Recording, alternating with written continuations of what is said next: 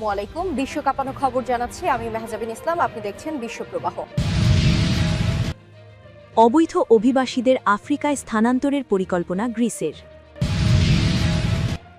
শক্তিশালী ভূমিকম্পে কেঁপে উঠল পাকিস্তান। হাড় না ভাঙা পর্যন্ত স্ত্রীকে মারতে পারবে স্বামী, নতুন আইন জারি। এবার বিমানবন্দরের নাম পরিবর্তন করে রাখা হচ্ছে ট্রাম্পের নামে। ট্রাম্পের শুল্ক যুদ্ধ অবৈধ ঘোষণা সুপ্রিম কোর্টের, জবাবে সব দেশের উপর 10% নতুন শুল্কের হুঁশিয়ারি। রাশিয়ায় পর্যটক বহনকারী বাস হ্রদে ডুবে 7 চীনা নাগরিকের মৃত্যু। এতক্ষণ শুনলেন সংবাদের শিরোনাম। এবার চলুন দেখে নিই প্রতিটি সংবাদের বিস্তারিত। অবৈধ অভিবাসীদের আফ্রিকায় স্থানান্তরের পরিকল্পনা গ্রিসের। প্রধানত পাকিস্তান, বাংলাদেশ, সিরিয়া, ইরাক ও মিশর থেকে আগত এবং আগে আশ্রয় পাওয়া হাজার হাজার অভিবাসীর মামলা পুনর্বিবেচনা করা হবে। মূল লক্ষ্য হবে তাদের নিজ নিজ দেশে ফেরত পাঠানো। অবৈধভাবে প্রবেশ করা অভিবাসীদের আফ্রিকায় রিটার্ন হাবে স্থানান্তর করার পরিকল্পনা করছে গ্রিস। গতকাল দেশটির গণমাধ্যমে এই খবর প্রকাশ হয়েছে। খবর আনাদোলু। যেসব অভিবাসীর আশ্রয় আবেদন প্রত্যাখ্যাত হয়েছে এবং যাদের তাৎক্ষণিকভাবে নিজ নিজ দেশে ফেরত পাঠানো যাচ্ছে না, তাদের নিয়েই মূলত গ্রিসের এই উদ্যোগ। প্রতিবেদনে বলা হয়েছে, অস্ট্রিয়া, ডেনমার্ক, জার্মানি ও নেদারল্যান্ডসের সঙ্গে সমন্বয় করে এই পরিকল্পনা এগিয়ে নেওয়া হচ্ছে। এই প্রেক্ষাপটে কেনিয়ার সঙ্গে রিটার্ন হাব স্থাপনের বিষয়ে প্রাথমিক যোগাযোগ করা হয়েছে বলে প্রতিবেদনে উল্লেখ করা হয়েছে। পাশাপাশি উগান্ডা ও রুয়ান্ডার সঙ্গে যোগাযোগের উদ্যোগ নেওয়া যেতে পারে। তথ্য অনুযায়ী আগামী সোমবার 5টি দেশের মধ্যে এই পরিকল্পনা নিয়ে আলোচনা হবে। এরপর চলে যাওয়া 5ই মার্চ ব্রাসেলসে অনুষ্ঠিত ইউর মন্ত্রীদের বৈঠকে এই বিষয়টি উপস্থাপন করা হবে। পরিকল্পনা অনুযায়ী প্রধানত পাকিস্তান, বাংলাদেশ, সিরিয়া, ইরাক ও মিশর থেকে আগত এবং আগে আশ্রয় পাওয়া হাজার হাজার অভিবাসীর মামলা পুনর্বিবেচনা করা হবে। মূল লক্ষ্য হবে তাদের নিজ নিজ দেশে ফেরত পাঠানো। আর যেসব অভিবাসীকে তাদের উৎস দেশ গ্রহণ করবে না, তাদের আফ্রিকার ওই রিটার্ন হাবে স্থানান্তর করা হবে। শক্তিশালী ভূমিকম্পে কেঁপে উঠল পাকিস্তান। পাকিস্তানের খাইবার পাখতুনখোয়া ও পাঞ্জাবের বিভিন্ন এলাকায় ভূমিকম্প অনুভূত হয়েছে। রিক্টার স্কেলে এর মাত্রা 5.9 ছিল বলে জানিয়েছে দেশটির আবহাওয়া অধিদপ্তর। পাকিস্তান আবহাওয়া অধিদপ্তর জানায়, ভূমিকম্পটি সন্ধ্যা 6:09 আঘাত হানে। এর গভীরতা ছিল 101 কিলোমিটার এবং কেন্দ্রস্থল ছিল আফগানিস্তানের হিন্দুকুশ অঞ্চল। পাকিস্তানি সংবাদ মাধ্যম ডন নিউজ টিভির প্রতিবেদনে বলা হয়, সাংলা, সোয়াত, মারদান, সাওয়াবি ও নশেরা জেলায় কম্পন অনুভূত হয়। সাংলায় ইফতারের সময় ভূমিকম্পের কম্পন টের পেয়ে আতঙ্কিত মানুষজন দ্রুত ঘরবাড়ি থেকে বাইরে বেরিয়ে আসেন। তবে এখনও পর্যন্ত কোনো হতাহত বা ক্ষয়ক্ষতির খবর পাওয়া যায়নি। অভ্যন্তরীণ অবস্থানের কারণে পাকিস্তান ভূমিকম্প প্রবণ অঞ্চল হিসেবে পরিচিত। এই এলাকাতেই ইউরেশীয় ও ভারতীয় টেকটনিক প্লেটের মিলনস্থল হওয়ায় ভূকম্পন বেশি অনুভূত হয়। হাড় না ভাঙা পর্যন্ত স্ত্রীকে মারতে পারবে স্বামী, নতুন আইন জারি। নারীদের বিরুদ্ধে আবারও অত্যন্ত কঠোর পদক্ষেপ নিয়েছে আফগানিস্তানের তালেবান সরকার। ব্রিটিশ অনলাইন সংবাদ মাধ্যম ইন্ডিপেন্ডেন্টের প্রতিবেদনে বলা হয়েছে, দেশটির সরকার স্বামীদের তাদের স্ত্রী ও সন্তানদের শারীরিকভাবে শাস্তি দেওয়ার অনুমোদন দিয়ে পারিবারিক সহিংসতার বৈধতা দিয়েছে।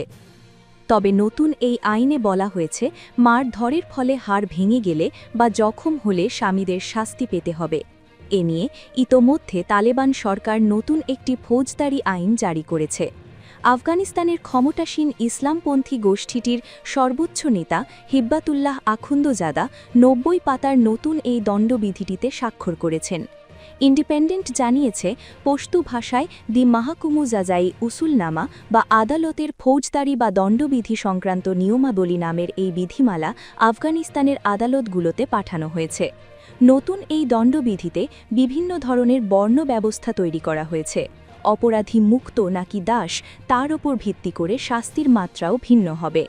এই আইন অনুযায়ী কোনো স্বামী অতিরিক্ত মাত্রার শক্তি ব্যবহার করে স্ত্রীর হাড় ভাঙলে বা দৃশ্যমান জখম করলে তার 15 দিনের কারাদণ্ড হতে পারে। তবে স্বামী তখনই দোষী সাব্যস্ত হবেন যখন স্ত্রী তার ওপর হওয়া নির্যাতন আদালতে সফলভাবে প্রমাণ করতে পারবেন।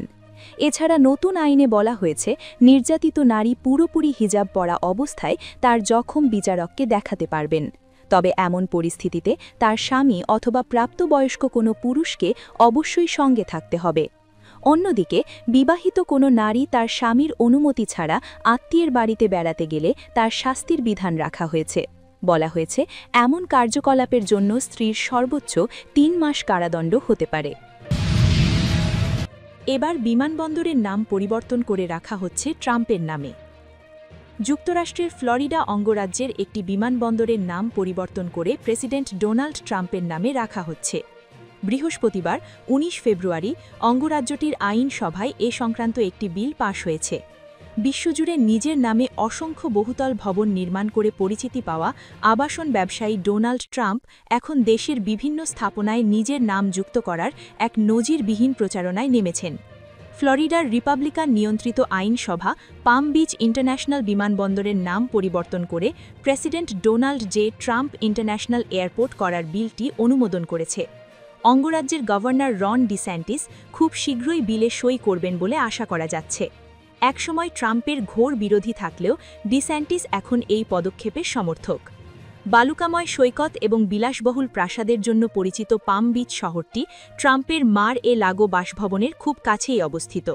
বিমানবন্দরের এই নাম পরিবর্তনের জন্য এখন কেবল ফেডারেল অ্যাভিয়েশন অ্যাডমিনিস্ট্রেশনের চূড়ান্ত অনুমোদনের প্রয়োজন হবে। অনুমোদন পেলে এটি হবে ট্রাম্পের নামে নামকরণ করা সর্বশেষ কোনো প্রতিষ্ঠান। এর আগে গত ডিসেম্বরে ওয়াশিংটনের বিখ্যাত শিল্পকলা কেন্দ্র কেনেডি সেন্টারের পরিচালনা পর্ষদ এর নাম বদলে ট্রাম্প কেনেডি সেন্টার করার পক্ষে ভোট দেয়। উল্লেখ্য, এই পরিচালনা পর্ষদটি ট্রাম্প নিজেই গঠন করেছিলেন।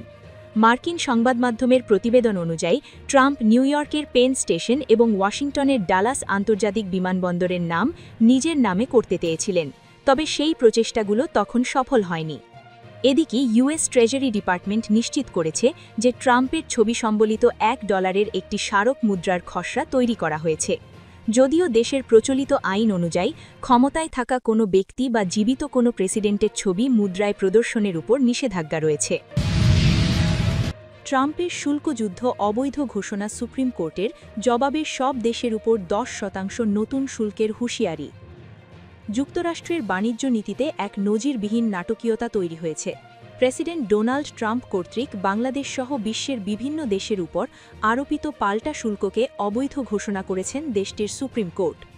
শুক্রবার দেওয়া এক ঐতিহাসিক রায়ে আদালত জানিয়েছেন ট্রাম্প তার ক্ষমতার সীমা লঙ্ঘন করেছেন। তবে এই রায়ের পরপরই ক্ষুব্ধ ট্রাম্প পাল্টা ব্যবস্থা হিসেবে বিশ্বের সকল দেশের পণ্যের উপর নতুন করে 10% ঢালাও শুল্ক আরোপের ঘোষণা দিয়েছেন। যুক্তরাষ্ট্রের সর্বোচ্চ আদালতের 9 জন বিচারপতির মধ্যে 6 জনই ট্রাম্পের শুল্ক আরোপের আইনগত ভিত্তিকে নাকচ করে দিয়েছেন। ট্রাম্প 1977 সালের আন্তর্জাতিক জরুরি অর্থনৈতিক ক্ষমতা আইন ব্যবহার করে এই শুল্ক বসিয়েছিলেন, কিন্তু আদালত রায়ে স্পষ্ট করেছেন যে এই আইন প্রেসিডেন্টকে এমনভাবে শুল্ক আরোপের একাচ্ছদ্ম ক্ষমতা দেয় না। 3 বিচারপতি ট্রাম্পের পক্ষে থাকলেও সংখ্যাগরিষ্ঠের মতে এই পদক্ষেপকে এখতিয়ার বহির্ভূত বলে গণ্য করা হয়েছে। আদালতের এই রায় আসার পরপরই হোয়াইট হাউসে জরুরি সংবাদ সম্মেলন ডাকেন ডোনাল্ড ট্রাম্প। তিনি এই রায়কে জাতির জন্য অসম্মান বলে অভিহিত করেন এবং বিচারপতিদের কড়া সমালোচনা করেন। ট্রাম্প বলেন, আমি কিছু বিচারপতির জন্য সত্যিকারের লজ্জা বোধ করছি। তারা আমেরিকার স্বার্থের চেয়ে বিদেশিদের স্বার্থ রক্ষায় বেশি মনোযোগী। তিনি আরও দাবি করেন, এই শুল্ক ছিল আমেরিকার অর্থনৈতিক মুক্তির হাতিয়ার। বাংলাদেশের জন্য এই রায় এবং ট্রাম্পের নতুন ঘোষণা উভয়ই অত্যন্ত তাৎপর্যপূর্ণ। গত বছর ট্রাম্প যখন 37% পাল্টা শুল্ক আরোপ করেছিলেন, তখন বাংলাদেশের পোশাক খাত বড় ধরনের ঝুঁকির মুখে পড়ে। কয়েক দফা আলোচনার পর সেই শুল্ক 20% নেমে আসে।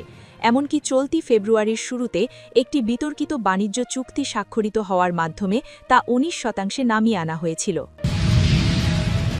রাশিয়ায় পর্যটক বহনকারী বাস হ্রদে ডুবে 7 চীনা নাগরিকের মৃত্যু। রাশিয়ার সাইবেরিয়ার বৈকাল হ্রদে গতকাল শুক্রবার একটি পর্যটক বাস বরফ ভেঙে পানিতে ডুবে 7 জন পর্যটক নিহত হয়েছে। নিহতরা প্রাথমিকভাবে চীনা নাগরিক বলে ধারণা করা হচ্ছে। রাশিয়ার জরুরি পরিস্থিতি বিষয়ক মন্ত্রণালয়ের আঞ্চলিক শাখা সামাজিক মাধ্যমে জানিয়েছে, বাসটি প্রায় 3 মিটার চওড়া বরফের ফাটলে পড়ে 18 মিটার গভীরে ডুবে যায়। উদ্ধার কাজে পানির নিচে ক্যামেরা ব্যবহার করে 7 জনের মরদেহ উদ্ধার করা হয়েছে।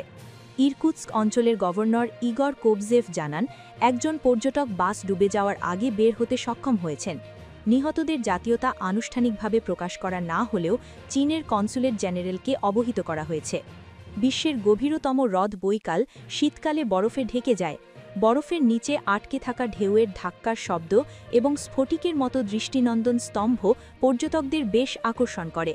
তবে হ্রদের উপর চলাচলের জন্য নির্দিষ্ট পথ নির্ধারণ করা হয়েছে এবং অন্যত্র গাড়ি চালানো নিষিদ্ধ।